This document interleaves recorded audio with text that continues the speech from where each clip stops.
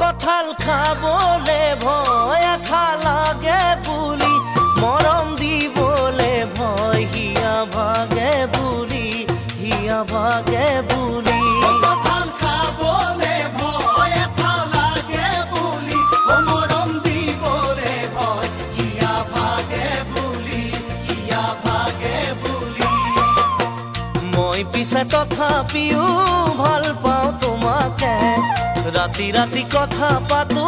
সপোনতে সদায়